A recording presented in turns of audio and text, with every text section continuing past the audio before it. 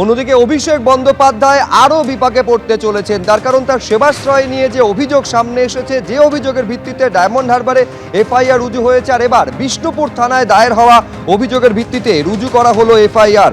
Abhijit Das Bobby BJP নেতা, তার মামলাতে করা হলো এফআইআর। যে এফআইআরে অভিষেক বন্দ্যোপাধ্যায়ের পাশাপাশি তার পিএ সুমিত রায়ের নাম রয়েছে। এফআইআরে ফলতার ধৃত তৃণমূল নেতা জাহাঙ্গীর খানের নাম রয়েছে। এছাড়াও বিষ্ণুপুরের তৃণমূল বিধায়ক দিলীপ মণ্ডলেরও নাম রয়েছে। মগরাহাট পশ্চিমের তৃণমূল বিধায়ক শামীম আহমেদের নাম রয়েছে।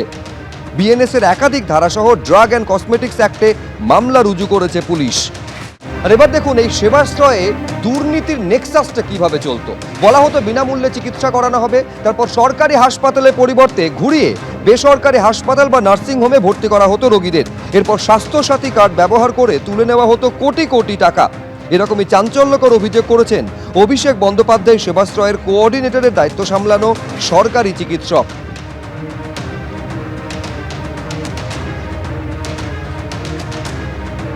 অভিষেক ব্যানার্জি তো প্রাইম অ্যাকিউজড পার্সন, তার সঙ্গে লোকাল যে সমস্ত অপারেশন অ্যাসেটগুলো ছিল পলিটিক্যাল লেভেলে, যেমন দিলীপ মণ্ডল, জাহাঙ্গীর খান, মেহবুব গাইনি, এরকম প্রায় গোটা 12-13 জন রয়েছেই, গোপাল সাহা, যেমন দিলীপ মণ্ডলের নাম দিয়েছি, এই হচ্ছে দিলীপ মণ্ডলের প্যাড। এতে পরিষ্কার করে রেখেছে, উনি নিজে বলছেন যে আমাদের এমপি অভিষেক ব্যানার্জির নির্দেশ অনুযায়ী আমরা এখানটা ক্যাম্পটা করছি এবং আপনারা 22টা রুমের ব্যবস্থা করুন এবং তাদের স্ন্যাক্সের ব্যবস্থা করুন। হ্যাঁ, এবার 15 দিন ধরে আপনার যদি 22 জন লোক, তার 22টা রুম আর এই স্ন্যাক্সের কত লক্ষ টাকা বিল হবে, এটা টোটালি কন্ট্রিবিউশন করতে বলেছে। বেআইনিভাবে এই যে ক্যাম্পগুলোকে অর্গানাইজ করা ডিএম এর পারমিশন ছাড়া, সিএমএইচ এর পারমিশনের ছাড়া অভিষেক ব্যানার্জি কি করে করলো? তাহলে ডিএম সিএমএইচ এর রেসপন্সিবিলিটি কোথায় গেল? আমাকে একজন ডিএমএইচ বলছেন যে আমাদের যে তৎকালীন ডিএম যে সুমিত গুপ্তা, তিনি নাকি সমস্ত বিএমএইচ সিএমএইচদের এসে বলেছেন যে সরকারিভাবে সব কিছু অ্যাপারেটাস থেকে আরম্ভ করে লোকবল থেকে আরম্ভ করে সব কিছু দিয়ে হেল্প করতে হবে ক্যাম্পগুলোকে। সেইটাকে ইউজ করিয়েছে ফোর্সফুলি ডিএম সুমিত গুপ্তা।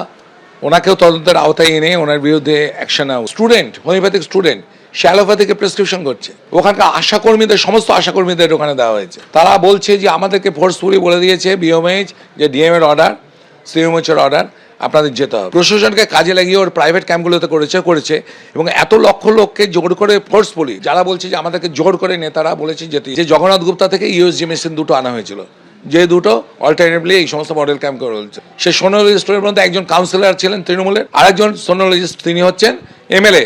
এই দুজনকেও তদন্তে আনা উচিত।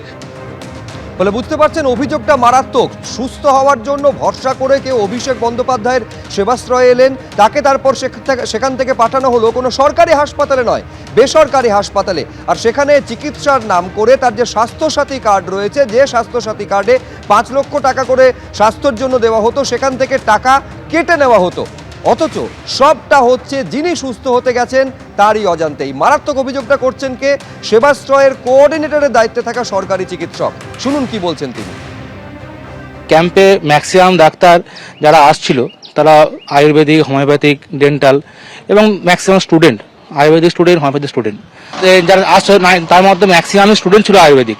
ডাক্তার পাশ করা আয়ুর্বেদিক খুব কমই ছিল, কয়েকজন। হ্যাঁ, ম্যাক্সিমাম স্টুডেন্ট ছিল, যেটা সম্পূর্ণভাবে একদম বেআইনি। এবং এইভাবে মানুষকে নিয়ে ছিনিমিনি খেলাটা এটা একদম অপরাধযোগ্য। আমি তো প্রথমে চিকিৎসক হিসেবে ক্যাম্পে এসেছিলাম, তারপরে ক্যাম্পে করতে করতে আমাকে দায়িত্ব দেওয়া হয়েছিল। ক্যাম্পটা করেছিলেন অভিষেক ব্যানার্জি এবং তার সঙ্গে 4-5 জন ডাক্তার মেনলি কন্ট্যাক্টে ছিল, যোগাযোগে ছিল, ক্যাম্পটা আয়োজন করেছিল। তাদের কাছে আমি অনেকবার বলার চেষ্টা করেছি, তারা সেইভাবে আমাকে পাত্তা দেয়নি। হ্যাঁ, তো সেই জন্য আমি নিজের মতো করে আমি ডিউটি করেছি, আমি ক্যাম্প করেছি এবং নিজেকে আমি চুপচাপ রেখেছিলাম, কারণ তখন একটা অন্যরকম ব্যাপার ছিল। মুখ খুললে হয়তো শাস্তি পেতে হতো, যদি মুখ খুলতাম হয়তো আমার বিপদ হতো। এবিপি আনন্দ, এগিয়ে থাকে, এগিয়ে রাখে।